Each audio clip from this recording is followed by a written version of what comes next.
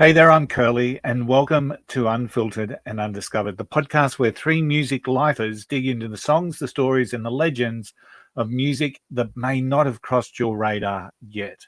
But if you're new here, let me set the scene. I'm the punter, the guy who swears that the best music, the best Australian independent music, was in 1986.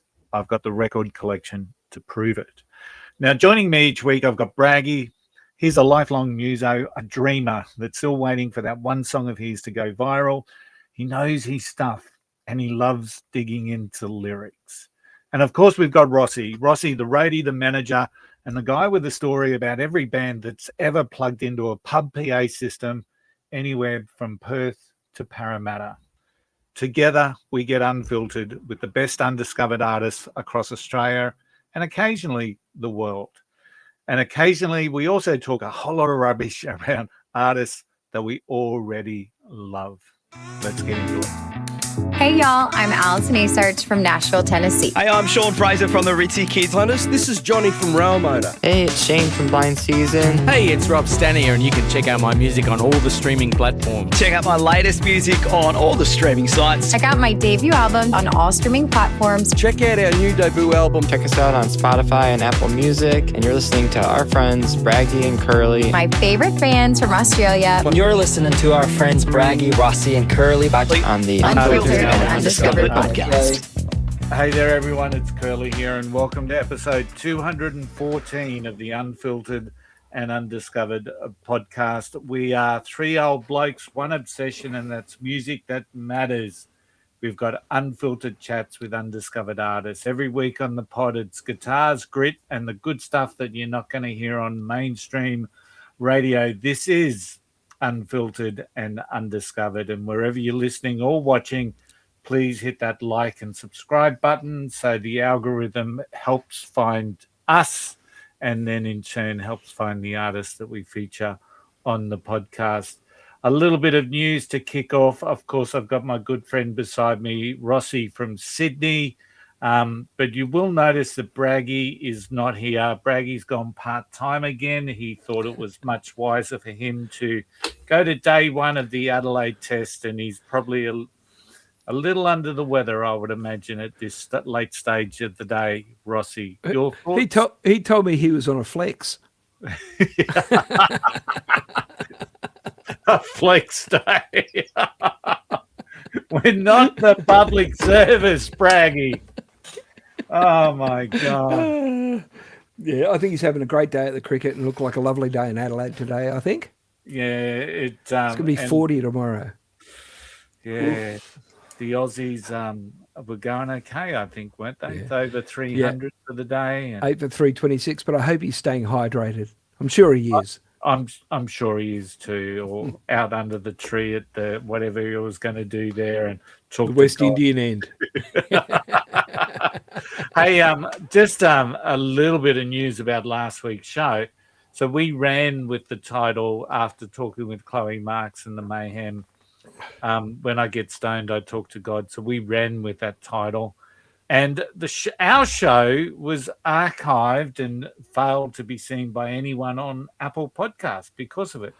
Went against community standards or something. So very That's something I know a lot about. Something I've learned a lot about. But getting fallow community standards can give you a whole world of pain. Yeah, and so I re-uploaded it because our host is Spotify. And just changed the title to Cheaper Than Therapy, which is the name of the single. And all of a sudden it's seen. So anyone who sees the show on Spotify knows that we've now got two versions of the one episode. But Chloe we asked the question last week, why did you not call it When I Get Stoned, I Talk to God?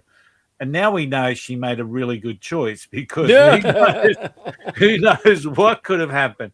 But the other interesting thing, Rossi, is I got a copyright notice from Spotify on the episode as well, because apparently because of the snippet that we play of the song of Chloe's song and the associated copyright rights of the rights holder, that episode is now blocked in Kosovo.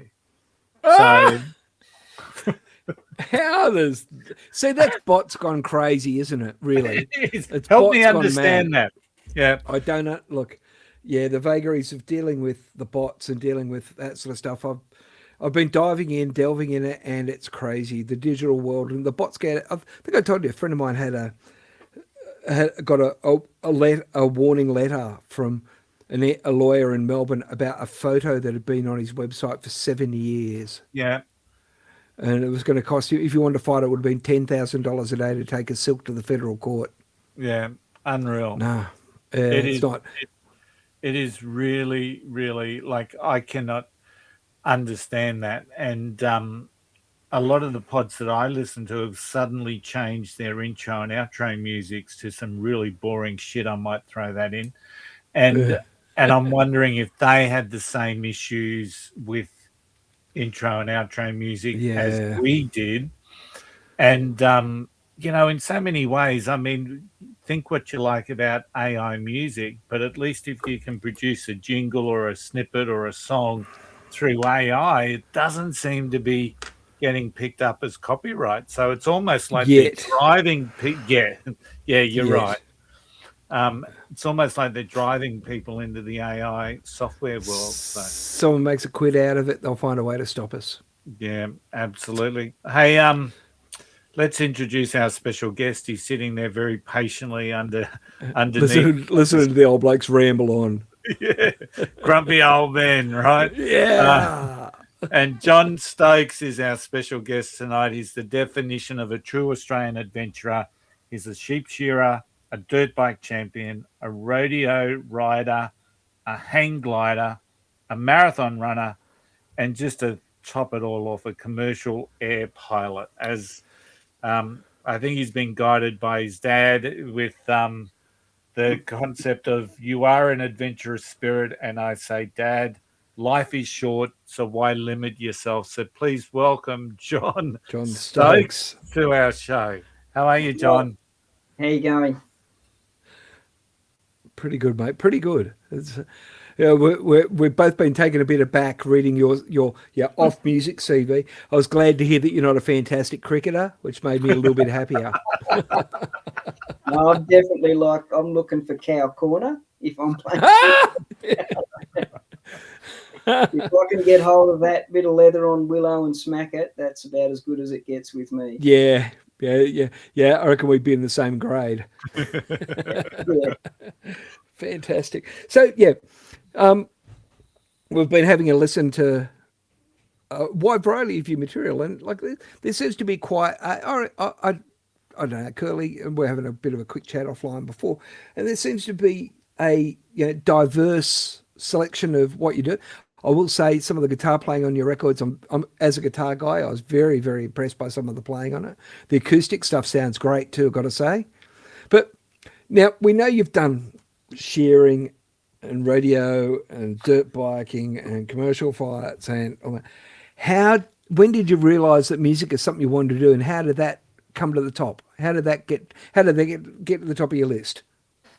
Oh, look, I just grew up with it, with all the things I've done, music has always been amongst it all, from, when we go away shearing, I always take a guitar with me and bring the didgeridoo as well. And we just play songs and have fun, camping, doing all that sort of stuff. There's always been music. Anything I've done with the family, like my parents and that, it was always music in the background. So, I mean, you can't play a guitar while you're flying a hang glider or you're, in a plane, but when you land, you can. So, and these days, my mum gave me an acoustic guitar when I was pretty young, about 5 years of age, and it was a full-size body guitar, way too big for me. But, these days I've got like a mini Maton, and it was designed by Johnny Diesel or Mark Lazotte, and I just drag that thing with me every day. It's in the truck or it's in the car, and you can just be in your own personal space. And because it's so little and portable, off you go. And look, it's just always been a part of what I do. Is that size they call a parlour guitar? Yeah. Yeah. No, so like when look, it's hard for me to explain because I guess people can't get their head around how does someone that does so much, and I don't think I do, but when I tell people what I get up to, they shake their head. But for me, it's not too hard to incorporate music around that, you know? Absolutely. So your early influences in music. So you've got a very unique sound, and we'll dive into that in a second. But who were some of those early influences that really sort of got you in that? I get the concept that it's all around you, but were there some favorites and some influences of what drove your love of music? Look, I think I've got to go back and have a look at what my mum was into, and we can talk about artists like Roberta Flack, Shirley Bassey, you know, the Boss, Bruce Springsteen. It's very broad. Yeah. It's, Yeah. I'll pick that up. Yeah, and then, you know, as the years progress, obviously her moods change, and so her likes in genre changed as well, and that was a big influence for me. Dad, you know, he's a slim, dusty man, and his mates are. So when I'm hanging around with those guys when I was smaller, that's all we'd be listening to, or Hank Williams or Loretta Lynn, artists like that. Okay. And I sort of, you know, I have fond memories of all that, and there's this great connection to that music that I have. And I love listening to artists that can chicken pick on a guitar, but you know, it blows my mind, and I try and do it, but I've got a long way to go. You know, then my journey began. That's where I had the taste for music, and I feel, you know, very lucky because my aunties and uncles were in the, you know, entertainment industry, and they had bistros, clubs and restaurants and things like that. And so Mum used to work for them, you know, for extra money, and she'd be waitressing or working in the kitchen and drag us along, you know, even though we're little tackers. I mean, I guess because it's family, you know, we got away with that. Yeah, sure. And all these bands on the stage playing music that I could say, you know, I would say it's jazz orientated, but honestly, when I cottoned on to an artist, you know, Willie Nelson, as we know Willie Nelson, and I listened to his music, I'm going, that's what I was listening to when I was young. It was that style of music. And there'd be, you know, you'd have your basic band format. There'd be a pianist on there, a guitarist, bass player, drummer, singer, you know, sometimes there'd be brass. And I would be just, you know, in the moment. I would sit at the front of the stage on the floor like often little kids do and just be going, wow, this is what I want to do, you know. The light goes on. Yeah. But it took some time before that happened, but that's sort of where the seed was planted, for want of better expression. You know, for me, that's where it started. Right, so it's funny you should mention like Roberta Flack and, you know, some of that stuff like Springsteen and the like, because although, yeah, like normally it's a country act, you're, you know, an alt country style performer, but I can hear like modern, you know, surf style sort of indie guitar in there, indie sort of playing like, yeah, not necessarily, yeah, but for want of a better word, I'm not pigeonholing you, but yeah, like that whole John Mayer sort of like, you know, all that sort of stuff. But the guitar playing for me was a standout, especially on some of the earlier tracks, the acoustic stuff. As I was listening to it, and I'm like going, man, he's got it going on. You know, I just really, really dug it. But it's not straight country. And again, I was saying to Curly that there are a couple of chord progressions there that, and they're not overt. It's just like it's something, just a couple of chord changes here and there. It reminded me of a late 70s, early 80s Australian country band called Stars, which had Mal Eastick and Mick Peeling in it. And some of the some of the chord changes, they're very Australian country. It's very, Yeah. And that's what I was hearing as I was listening to what you do. So, like, what do you think? Like that whole, not straight country, not straight jazz. There's a whole lot of there's a cornucopia of influences in there. Yeah, like, Yeah. like, where do you reckon that sits? Like, how close did we get? Well, look, I got this album to release next year, and I think when you hear that, you're going to hear something totally different to what we're probably used to. I mean, Jules has heard it, and she goes, "Wow, this is something different."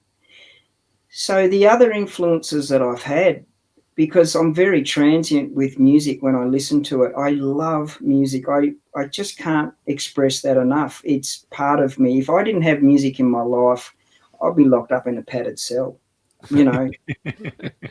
So I got on to, when I was on the rodeo circuit, I was up in Queensland one particular season. And when I'd come back, the season had finished, so I'm working my way back down towards Victoria again. That's where I originally came from. And I'd been away for 6 months, and I caught up with some friends that I hadn't seen for ages, and they wanted to find out what this crazy bloke had been up to. And anyway, these two new blokes had moved into the area, because, I've come from a small little rural area. And they were both music teachers, school teachers. So they're about 10, 12 years older than me. And at the time, and one of them, he had a phenomenal collection of music. The CDs, it's, when you walk into someone's place and they love their books and there's just rows of books. He had rows of CDs and vinyl. And so when I met this guy and they found out that I played guitar, and they said, "Do you mind if I go through your closet?" And he goes, "No, not at all." And I found Neil Young. And I found the CD Harvest. Now, I knew about Neil Young, but I'd never purchased anything off Neil Young. And so I said, "Do you mind if I play this?" And as soon as I heard it, I'm going, "Oh, my God, listen to this guy play acoustic guitar." Because at that time, I'm trying to be one of those guitarists that plays electric guitar a million miles an hour. Let's see how many notes we can pump out in a second. And then I've heard Neil Young, and I've gone, "Oh, this is me. I love this music." And I'm listening to his vibe and his lyrics. And it was that time, and around about the same time that I got onto Willie Nelson's Red-Headed Stranger album. So all of a sudden I've gone from listening to mum and dad's music to I'm starting to discover music for myself. Now that Harvest album, I should be able to sing everything off by heart, but I haven't listened to it for ages. And this guy thought there was something wrong with me because I didn't have to go and buy the CD. I was a busted ass cowboy at this stage, and wasn't winning rides.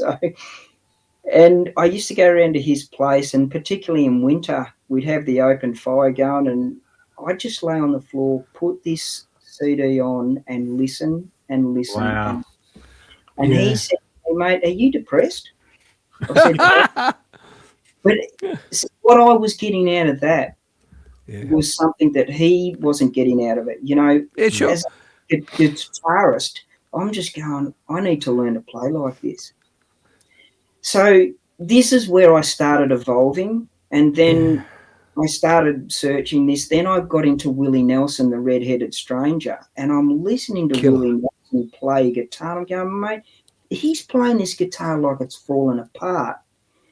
And the riffs he was doing in amongst all that music, I'm just going, like, there's got to be some, I don't know, some Django Reinhardt in there or some Albany or some jazz infusion. And I'm going, this guy's playing country music, but look at the beautiful melodies he's putting in there. So the space and the taste, you know. That is it. So can you imagine, even like all around this time, you know, I'm 16, 17, 18 years of age, and I'm starting to discover music. And it was phenomenal times, and I still do it now. I mean, we've got all these streaming services available to us now, and it's a dark rabbit warren on its own. You keep going down rabbit holes of stuff that it just leads you to where you go, and there's holes you fill in, right? So listen to that Willie stuff, right? Like I also hear, like I hear a bit of the pentatonic. There's a lot of there's a bit of the blues in some of those strains, and like just the licks, and just like even some of the BVs and your stuff. It's got a little bit of soulful blues, which obviously comes from the very early days of if you look at the etymology of your taste, right? But blues, and I'm glad you mentioned Django Reinhardt as well. Well done. Yeah, if you're going to play guitar, you need to listen to that, don't you? Well, doesn't every young guitarist go right back to Jimi Hendrix, Johnson, Jeff Beck, Robert Johnson, Muddy Waters? I've listened to it all. Yeah, and that's Stevie Ray Vaughan. It's evident in your playing. Yeah. And you've gone from that trying to do everything at a million miles an hour into, as you were walking through that story, I'm just thinking you've gone from almost a punk style, an Angel style of guitar, wanting to jam it in and get it done really quickly, into something that just exudes space, whether it's Neil Young or Willie. And that is that's a massive shift, and a massive sort of a mind shift, because I still love that fast and hectic guitar, and and it's Rossi's bread and butter in so many ways, isn't it? We'll have to get together, Rossi, and have a jam, mate. oh yeah, I'm in my little studio here at the moment, actually. But when you listen to Crumbling Down, right? So the new single, so we better have a chat about the song. Once again, really easy to listen to. It's the type of song that I could sit there in a pub beer garden any day of the week and have a nice cold curly beer. Sunday session pick. Absolutely. But I find the vocals interesting, the way it's been produced and the way it's been put together. And there's that echoey feel about it. It's almost like a distance in the vocals. Is that something that you took into the recording studio, or is that something that came about through the recording process? Yeah, that's Shane Nicholson's work right there, and his producing. So that song in itself has not really changed from when I went in there with just a rough recording and handed it to Shane and said, here's this song. And the format of it hasn't changed really. Okay.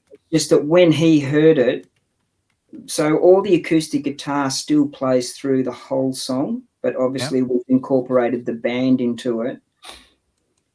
And when we're sort of starting to mix things down, we're sort of maybe experimenting. You know how you have your radiophonic type voice or your megaphone type voice, things like that, to bring that effect into the song. So it's telling a story of experiences I've had and what I've observed in the rural environment or the sector. Yeah. And then he brought this up and sort of went, that's pretty cool. So that's how it manifested.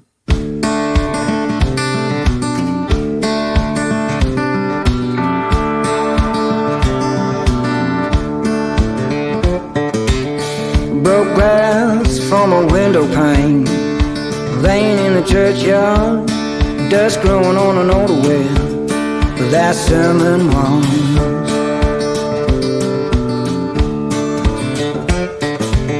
The empty pews are catching flies on the spiders' wells. Wind whispers freely flows, those creaking doors still bend. and I wonder will we ever hear the church bells sound. Oh, does it all come crumbling down? Gasoline pump waiting on a small change, dollar spent on a lie that will never win. Penny lies, a pound bowl strategy, didn't get far, still living off the rent. And I wonder, does the bank man yes crying out? Oh, does the housewife put us all down?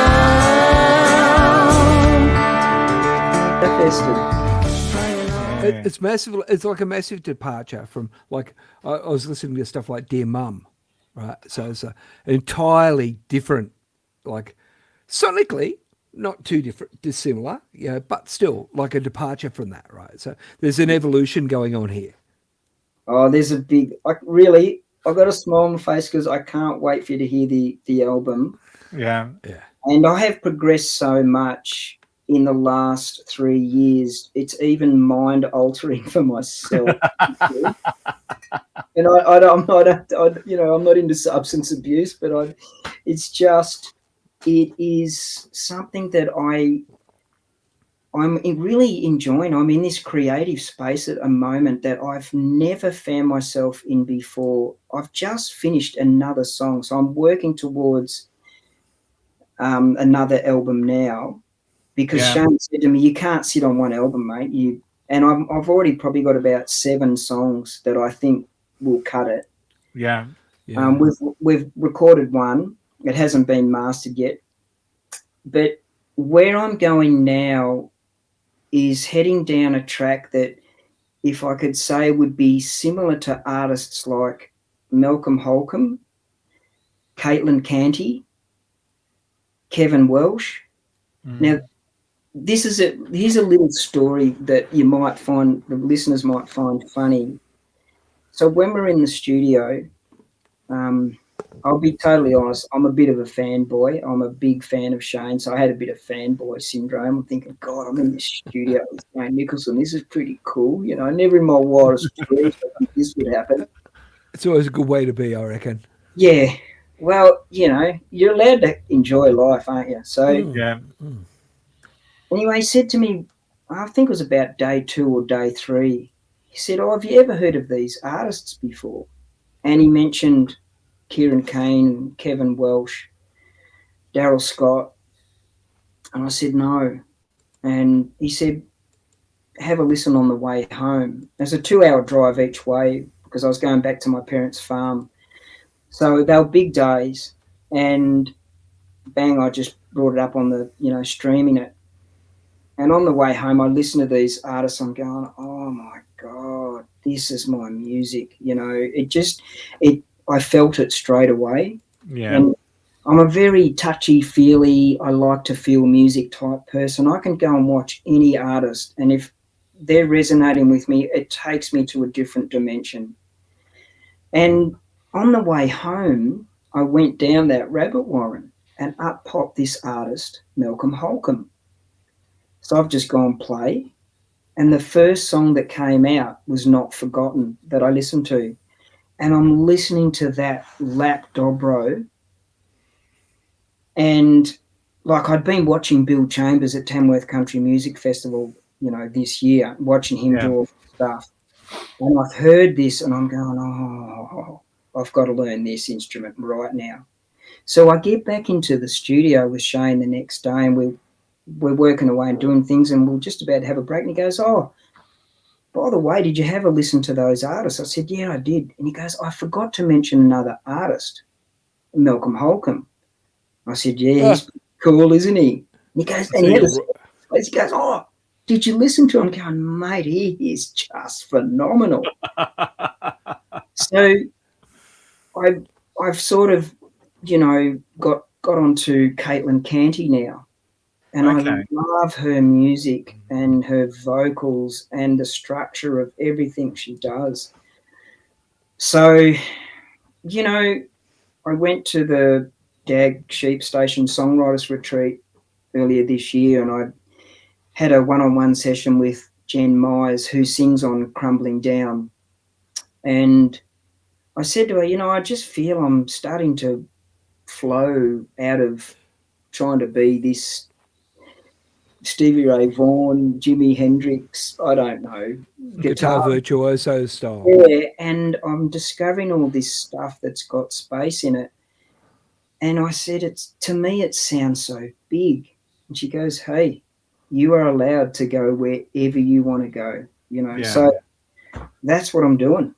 How Her cool vocal is on the that? record was great, mate. Her vocal was on the record, awesome. I really enjoyed it. Oh, Stuck yeah. out. Yeah. How lucky am I? Yeah. And yeah, absolutely. Some of the notes I made, the distance in the voices or the old style sort of microphone harmonies were on point. That she was a great.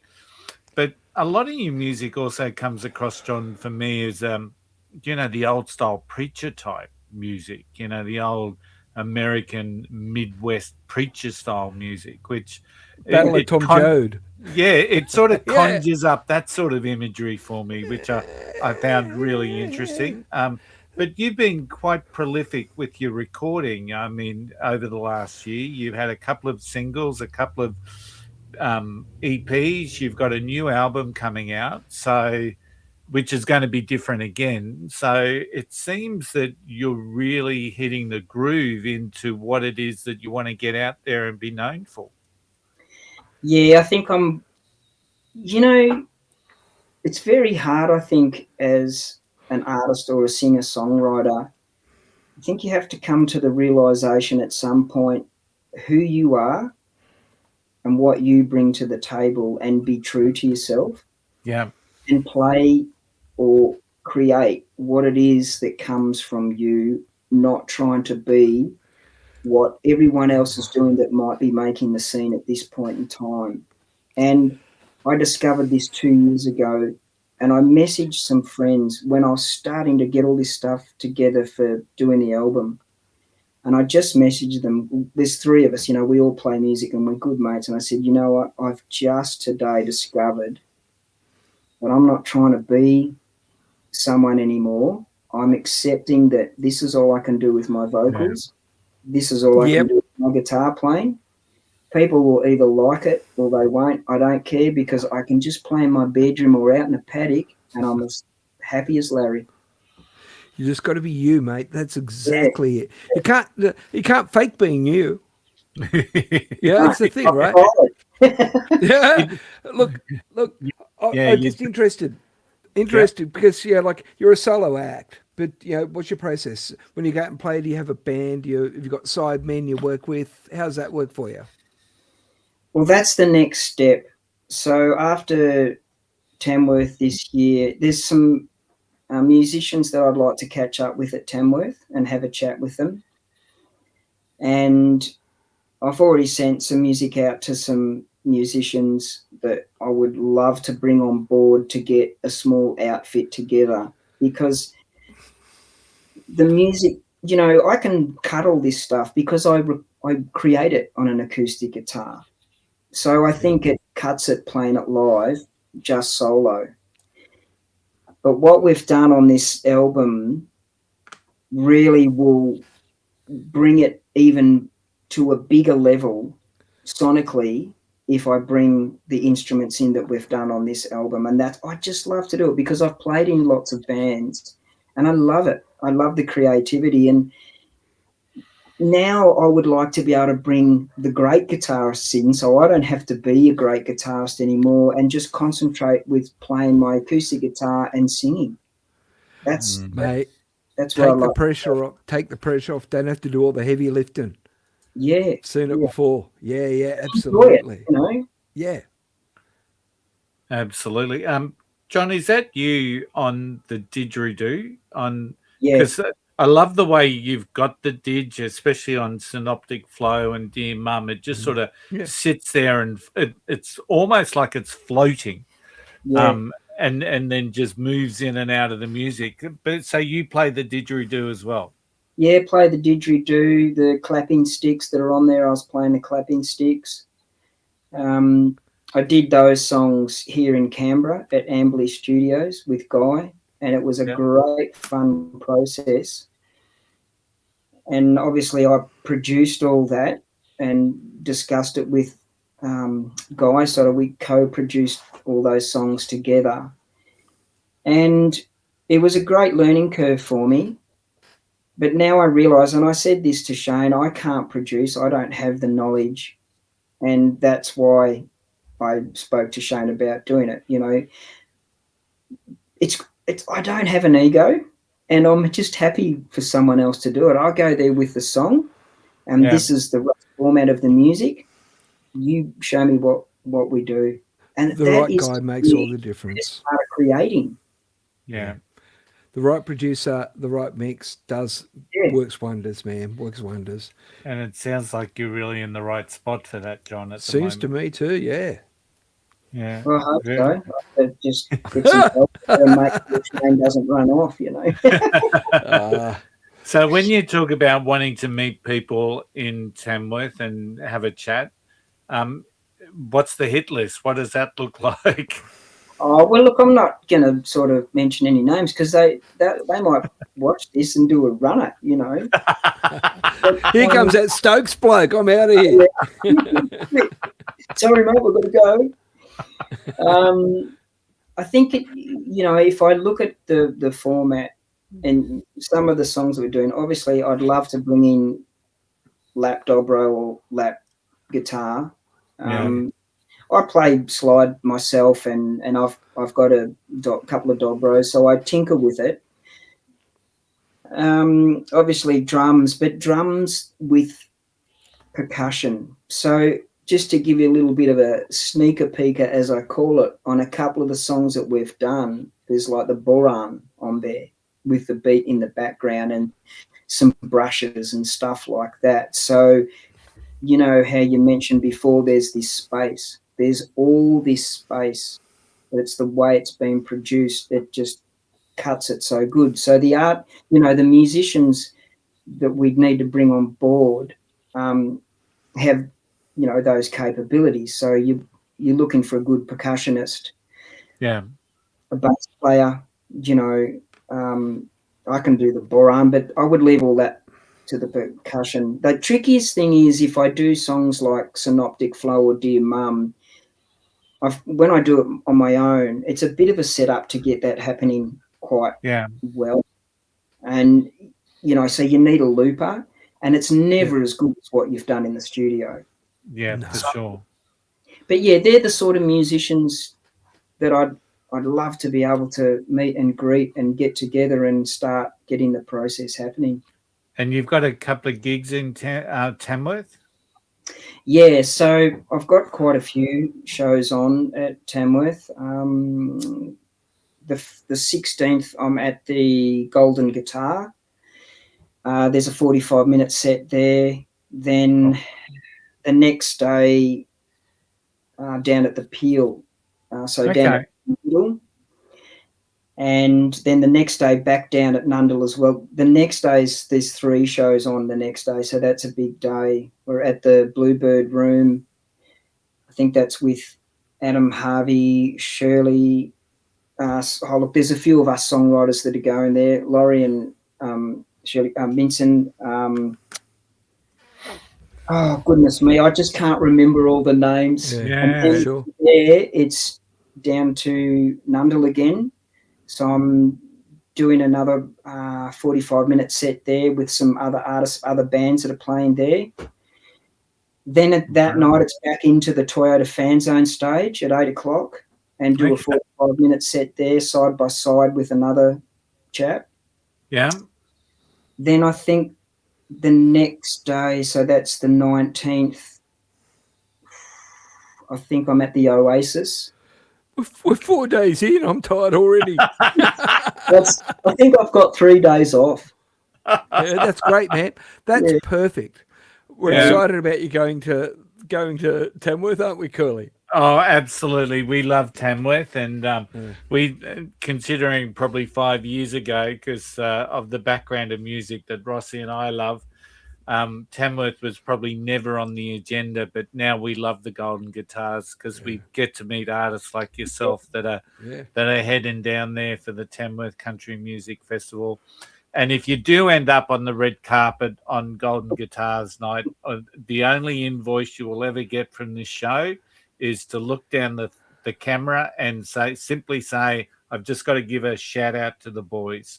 And that's it, right? We'll know it's us. We'll know. Any camera I see at Tamworth, I'll be just doing that for the whole festival. That's the kind of guy I like. This is the kind of guy we want to work with, Curly, I tell you. Absolutely, John. You're always welcome. Welcome.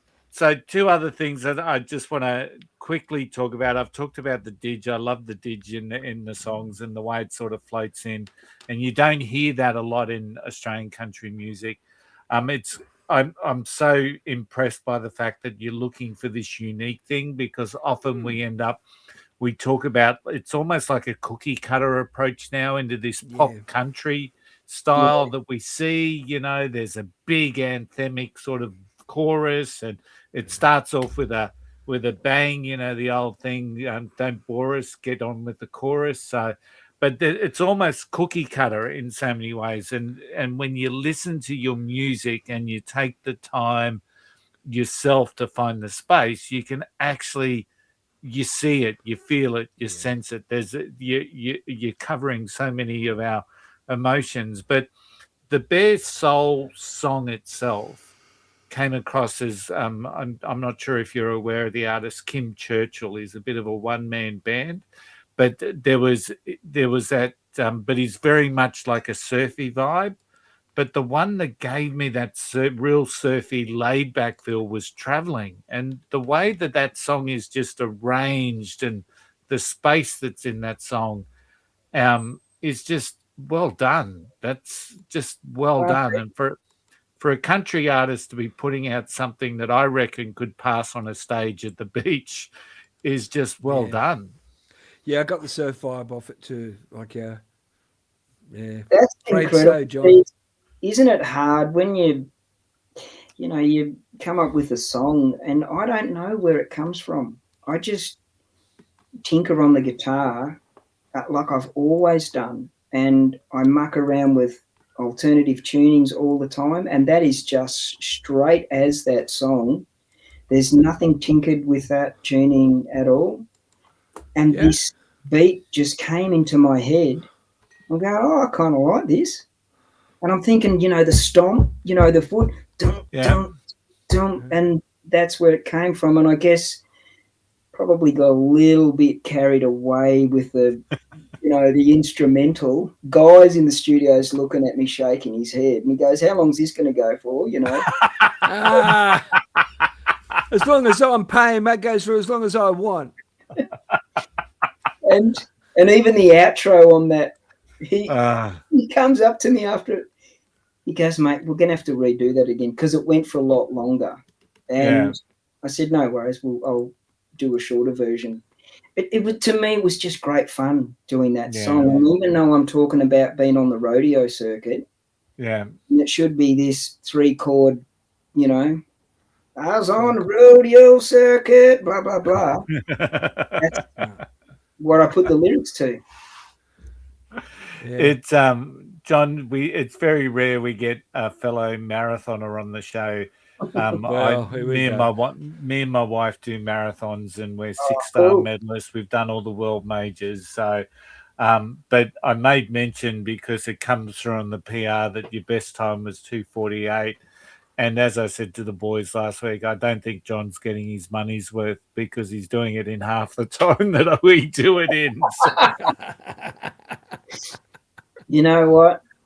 I reckon I could do it faster. I was absolutely before or just after COVID. So I've got a mate who coaches me. He's in Tasmania, and he would send me through programs. And I was building up for a marathon, and I was aiming for a 2:30. Okay. And, that's quick. Through the training, I did some of the best VO2 sessions I've ever done in my life.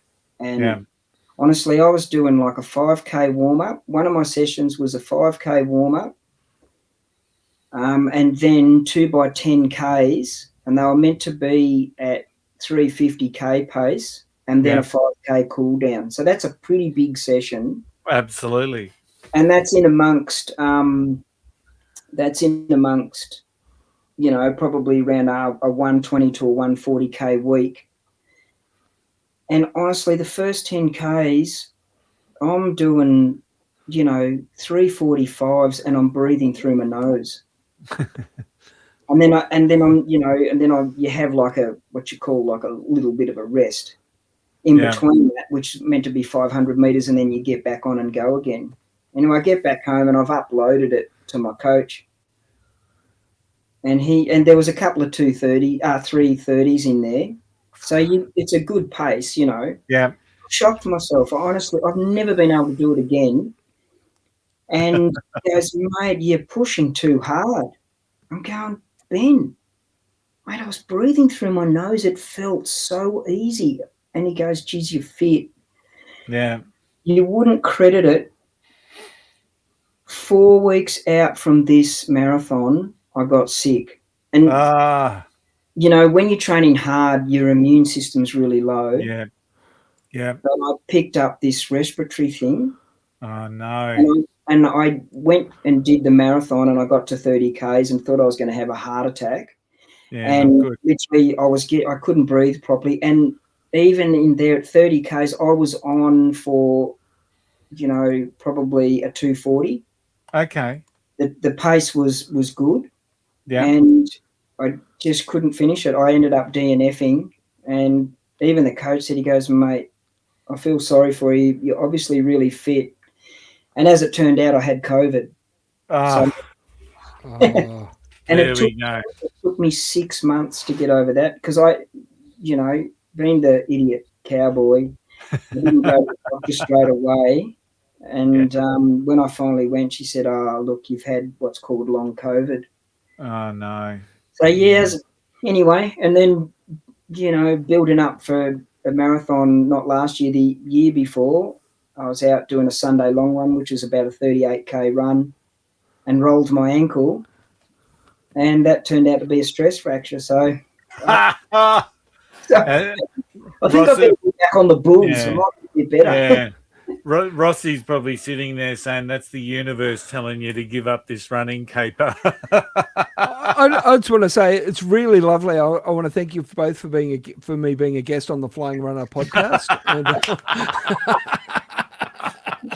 All right. I bring nothing to the table. So I've got to start winding up now, John. So and we do have to get back to our music. It's we're starting to finish off with a couple of questions that are a little bit different. So if you hit shuffle on your playlist, what is the song that you think? What is the one song on your favorite playlist that would come up that your fans or your supporters or your followers would be most surprised with? Oh, wow.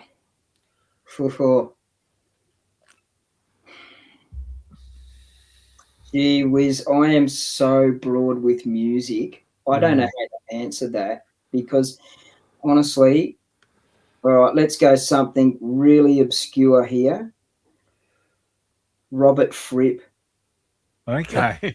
Robert King Fripp. Crimson. King Crimson. King Crimson. I love Robert Fripp. Frippatronics is a science of its own. And you know, I never knew about this artist. You're gonna laugh at this. This is while I was on the rodeo circuit. I met these older dudes, as I call them. Sorry, mature people. Yeah. And they were these hippie guitarists, musicians that I think to this date are probably some of the best musicians I've ever got to jam with.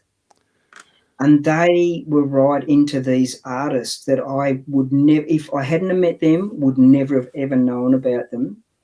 And Robert Fripp, Frank Zappa, all these, they were writing to these they call them avant-garde artists. God. That's not my music.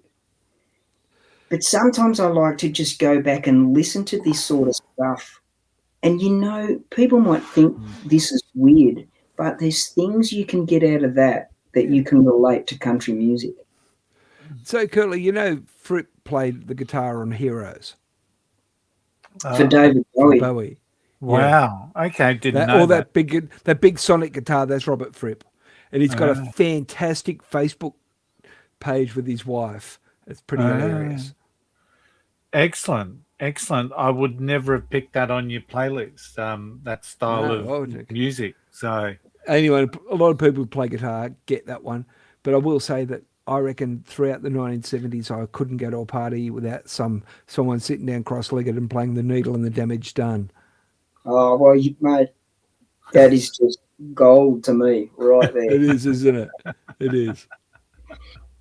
And I have no idea what you're talking about. So, John, it's payback, Cooley. It's payback. All right, John. Where's your favourite social media? Where do you want to point our followers to check you out on socials? Well, I mean, I'm on Instagram and Facebook. And they can also go to my website, which is johnstokesmusic.com, and that will lead them to socials from there. All right. Awesome. John, it's been an absolute pleasure having you on our podcast. This is our final episode before Christmas. We're all going to take a bit of a break over the next couple of weeks, and we're coming back with a different artist from Nashville. So if all our cards play rightly, and once again, Rossi, it's just amazing that people from Nashville and the US are reaching out to be on our podcast. I think it is incredible. That's a real credit to both you and Braggy and the expertise that you bring, and people want to be part of this. So it really excites me. But cool, man. To all our listeners, we really hope if you celebrate Christmas, that's awesome. If you don't celebrate Christmas, I think you're still going to have some time off. So I'm sure that you'll be able to enjoy that as well. So if you want to showcase your music, just reach out. We certainly haven't even really started to map out what 2026 looks like. We know that January we're going to have a little bit of a focus around some of the people that we know that are going to Tamworth towards the end of the month. And we really hope we get a red carpet episode in, Curly. We certainly hope so. And for all you people that are nominated for Golden Guitars, and you know who you're talking about, a nice little shout out to the boys would not go astray. But if you've loved what you heard, hit follow, share the show. We've added John's stuff into our playlists on Spotify, Apple Music, YouTube Music, and Amazon Music. So make sure you dig deeper into them. We've got more artists, more stories, more reasons to listen. And this is Unfiltered and Undiscovered. Merry Christmas to everyone. And thank you once again, John, for popping on the show. It's been an awesome chat. Thanks very much. And everyone have a very safe and Merry Christmas. And I look forward to catching up with you at Tamworth. Very Merry Christmas. Turn the music loud. Raise a glass, raise your voices. Sing it proud. From the records on the turntable to the stars above. Very Merry Christmas from all of us with love. To every listener, every artist, and every song that found its way to us this year, Merry Christmas from Unfiltered and Undiscovered.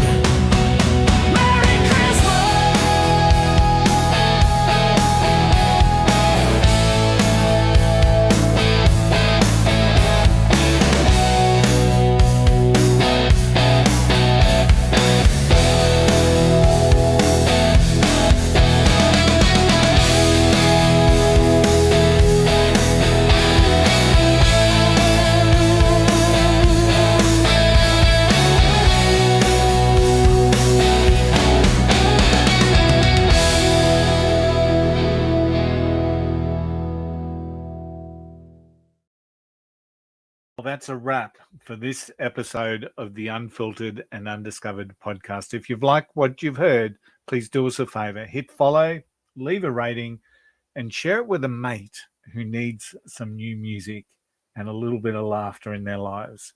We're all about discovering the songs that actually mean something. So if you're into raw talent, great stories, and music that hits you right in the guts, you're in the right place, and we'd love to see you back again next week. Don't forget our Spotify playlists. Every damn song, every track we've ever talked about, rising female country artists and undiscovered covers. And just now, they're not just available on Spotify. You'll also find them on YouTube Music and Apple Music as well. Now, we will be back next week with more music, more stories, and probably some more arguments. But that's what keeps us unfiltered. We'll see you next week.